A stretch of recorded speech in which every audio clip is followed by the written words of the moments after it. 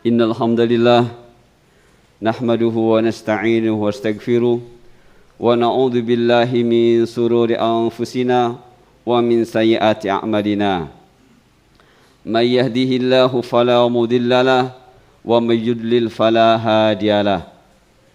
Ashhadu an la ilaha illallah wahdahu la syarika lah wa ashhadu anna Muhammadan abduhu wa rasuluh. Ya ayyuhalladzina amanu taqullaha haqqa tuqatih wa la tamutunna illa wa antum muslimun. Ya ayyuhan nasu taqu rabbakumul ladzi khalaqakum min nafsin wahidah wa khalaqa minha zawjaha wa batha minhuma rijalan katsiran wa nisaa wattaqullaha alladzi tasaaluna bihi wal arham innallaha kana 'alaikum raqiba. Ya ayyuhalladzina amanu taqullaha wa qulu qawlan sadida yuslih lakum a'malakum wa yaghfir lakum dhunubakum wa may yuti'illaha wa rasulahu faqad faza fawzan 'azima. Amma ba'du fa inna asdaqal hadisi kitabullah wa khairal hadi haji Muhammad sallallahu alaihi wasallam wa syarrul umuri muhdatsatuha wa kullu muhdatsatin bid'ah wa kullu bid'atin dhalalah wa kullu dhalalatin finnar. Saudaraku kaum muslimin sidang Jumat yang dimuliakan oleh Allah, alhamdulillah hingga saat ini Allah masih memberikan nikmat yang besar. Kita masih diberi panjang umur oleh Allah. Dan tidak semata-mata Allah memberi kita panjang umur, Allah pun siapkan untuk kita nikmat agar kita bisa terus menikmati hidup ini selama masih ada umur. Tapi bagaimana sikap yang benar bagi seorang hamba yang mengaku dirinya mukmin, dirinya muslim? Maka dia harus muhsin. Seorang yang mengaku dirinya mukmin, muslim harus muhsin. Ketika tidak ada muhsin pada dirinya, muslimnya sia-sia, mukminnya pun demikian. Maka nikmat panjang umur disertai nikmat apa yang Allah berikan tidak bermanfaat sama sekali buat akhiratnya. Buat dunianya silahkan kata Allah. Tapi buat akhiratnya, walaupun dia mukmin, walaupun dia mukmin, muslim, tapi tidak ada muhsin, la yanfa, tidak bermanfaat. Maka mari saudaraku, khatib berkewajiban atas dasar kasih sayang pada kesempatan ini ingin menyampaikan wasiat takwa. Karena tidak ada yang harus disampaikan oleh khatib di mimbar Jum'ah ini kecuali bagaimana kita meningkatkan ketakwaan kita kepada Allah. Pulang dari masjid harus bawa oleh-oleh yang membuat kita semakin bagus takwa kita. Pulang dari masjid Jumat harus semakin mengevaluasi tentang keimanan kita. Harus ada perubahan detik demi detik, menit demi menit, hari demi hari, minggu demi minggu, dan seterusnya. Jangan hadir Jumat sekedar mendengarkan, masuk telinga kanan, keluar telinga kiri. Inna lillahi wa inna ilaihi raji'un. Orang yang seperti ini tidak memiliki muhsin, tidak memiliki ihsan. Dia hanya memiliki iman dan Islam, ihsannya tidak ada. Inna lillahi wa inna ilaihi raji'un. Musibah besar bagi kita yang mengaku iman, yang mengaku Islam, tapi tidak mengerti ihsan. Padahal ini adalah rukun agama. Islam, iman, ihsan ini rukun agama. Tidak boleh hilang dari tiga ini. ketika hilang salah satunya tidak bermanfaat. Mari saudaraku, jangan kita terprovokasi dengan tontonan-tontonan tanpa kita mengevaluasi secara ilmiah ilmu yang sudah Allah siapkan dalam Al-Quran dan hadis, dan dibantu oleh para ulama yang siqah untuk memahami ayat-ayat dan hadis secara benar. Saudaraku, di kesempatan ini khotib ingin menyampaikan hadis yang pernah disampaikan oleh seorang sahabat yang dia masyhud bil jannah. Dia dipersaksikan oleh Allah, oleh Rasul sebagai ahlul jannah. Jubair bin Awam, kata beliau, dabba ilaikum da'ul umam qablakum. Dabba ilaikum da'ul umami qablakum. Akan terus berjalan secara perlahan, merayap terus pasti ilaikum, menuju kalian. Apa yang merayap, saudaraku? Yang semuanya itu menuju kita. Ilaikum, kepada kita umat Rasul. Dabba ilaikum da'ul umam, terus merayap, berjalan secara pelan tapi pasti menuju kita, tanpa pilih bulu, tanpa tebang pilih, semuanya akan didatangi. Da'ul umam, penyakit umat-umat terdahulu. Jadi kita ini, saudaraku, sedang terus diintai oleh penyakit yang pernah diidap oleh umat-umat terdahulu. Apa penyakit tersebut, saudaraku? Al-hasadu wal baghdha. Hasad, al-hiqdu, ketidaksukaan terhadap siapapun karena adanya kelebihan pada diri itu. Entah kelebihan dunia atau kelebihan ilmu. Al-hasad. Dari hasad ini maka muncul baghdha. Apa, saudaraku, baghdha? Kebencian yang disertai dengan permusuhan. Hasad secara batin, baghdha secara lahiriah. Ini pasti terjadi. Kepada siapa? Kepada umat Rasul yang tidak berilmu dan yang tidak mengerti ilmu dan tidak cinta ilmu. Mereka kemungkinan besar akan teridap penyakit al-hasadu wal baghdha. Tidak suka terhadap saudaranya yang Allah berikan kepadanya kelebihan baik harta ataupun kelebihan ilmu. Mari, saudaraku, hati-hati. Dua penyakit hati ini,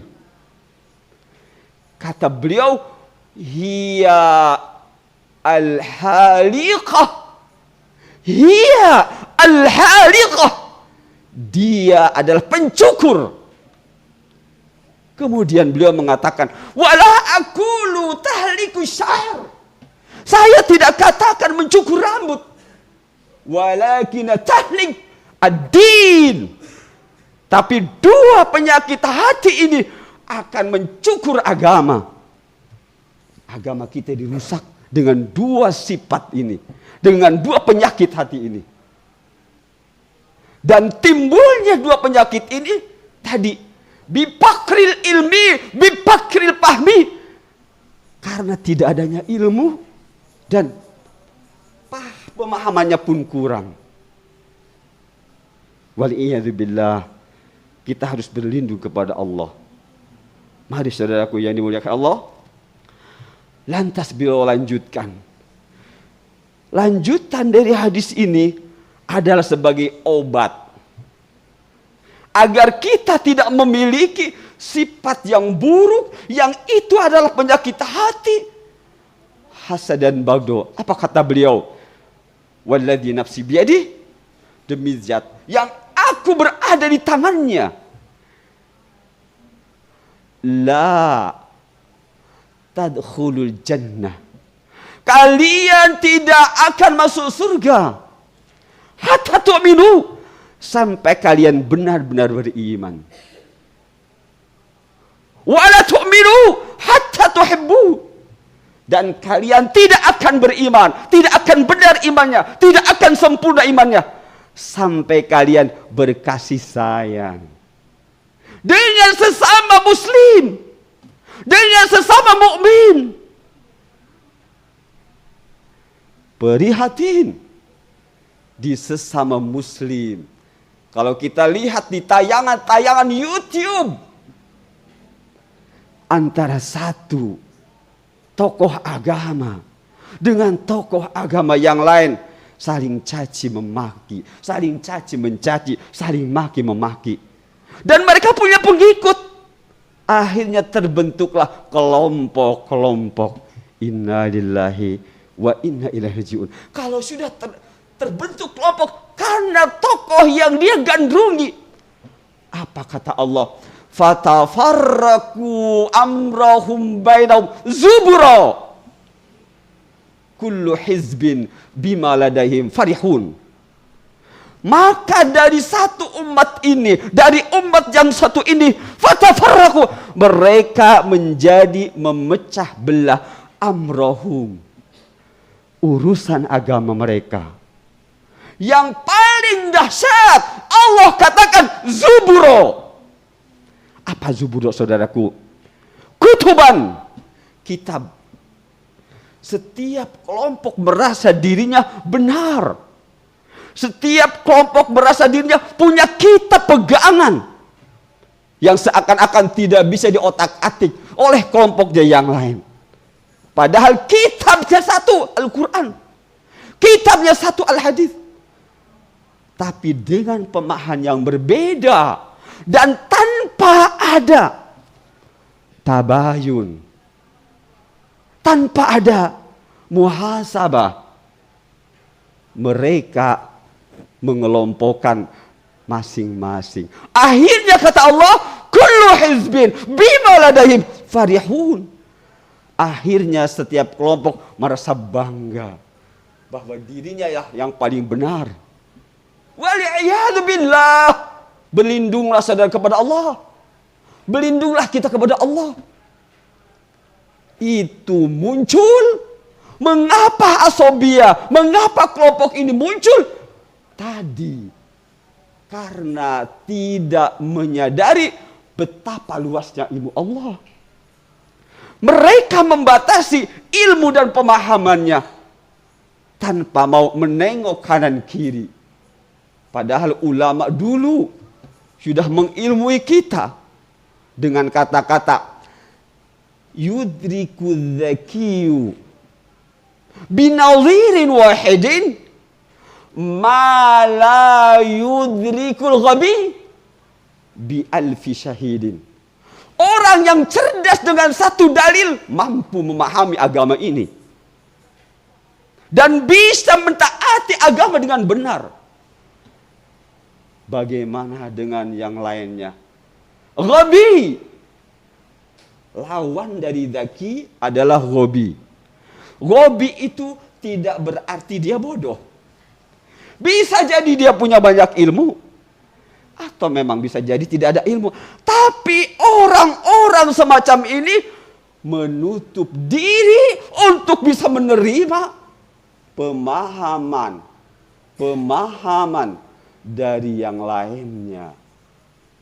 Inna lillahi wa inna. Maka akhirnya terbentuklah kelompok-kelompok yang ini tidak akan bisa selesai, tidak akan bisa diperbaiki kecuali dengan tadi kata Rasulullah yang disampaikan oleh sahabatnya, la tu'minu hatta tahabu.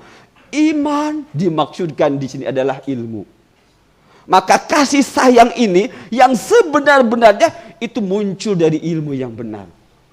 Saudara lihat nanti dalam surah Maryam, di akhir-akhir surat tersebut, Allah katakan dengan begitu tegas, innalladzina amanu wa amilus solihat sayaj'alu lahumur rahmanu wudda.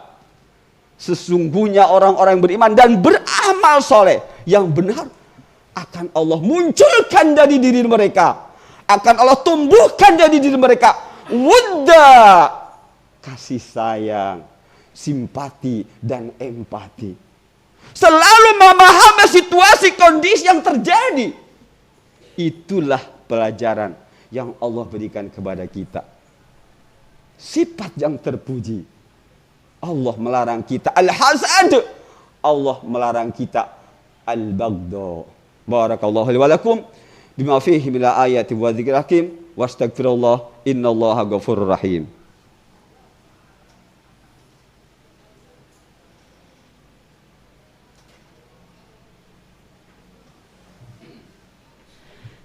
Innal hamdalillah nahmaduhu wa nasta'inuhu wa nastaghfiruh wa na'udzu billahi min shururi anfusina wa min sayyiati a'malina may yahdihillahu fala mudilla lahu wa may yudlil fala hadiyalah. Asyhadu an la ilaha illallah wahdahu la syarika lah wa asyhadu anna Muhammadan abduhu wa rasuluh. Ya ayyuhalladzina amanu taqullaha haqqa tuqatih wa la tamutunna illa wa antum muslimun. Saudaraku, jadi mari jangan berhenti mencari ilmu. Dan jangan cukupkan mencari ilmu hanya dengan satu orang. Carilah ilmu dari mana-mana. Tapi kita siapkan perangkat diri kita saringan. Saringan. Milikilah saringan. Ya. Ketika kita memiliki saringan, berarti kita terus termotivasi untuk terus belajar agama dengan benar. Nah, saudaraku, mari sadarkan diri kita ya, bahwa bisa jadi diri kita ada hasad, akhirnya muncul permusuhan, akhirnya kelompok-kelompok, akhirnya saling mencaci, memaki, di belakang seperti itu. Di depan tersenyum, di belakang inna lillahi wa inna ilaihi raji'un. Mari saudaraku, Rasulullah sallallahu alaihi wasallam pun menyampaikan sabdanya melalui Ibnu Abbas. Apa kata beliau? Innal mu'mina khuliqa. Sesungguhnya orang yang beriman itu diciptakan mufattanan, akan selalu diuji oleh Allah. Akan selalu diuji, dan ini zaman fitnah. Fitnah itu apa arti saudara? Di antaranya kesempatan dan peluang untuk kita berbuat dosa begitu kerapnya. Seperti kita membuat tikar helai demi helai. Begitu kita memiliki kesempatan yang mudah sekali untuk berbuat dosa. Jadi innal mu'mina khuliqa mufattanan. Orang yang beriman itu diciptakan oleh Allah akan selalu diuji dengan dosa dan dosa. Tapi Allah memberikan alatnya, memberikan obatnya. Bagaimana menghadapi fitnah ini? Kata Rasul, tawwaban. Orang yang beriman itu akan diakui keimanannya bila tawwaban, selalu bertobat.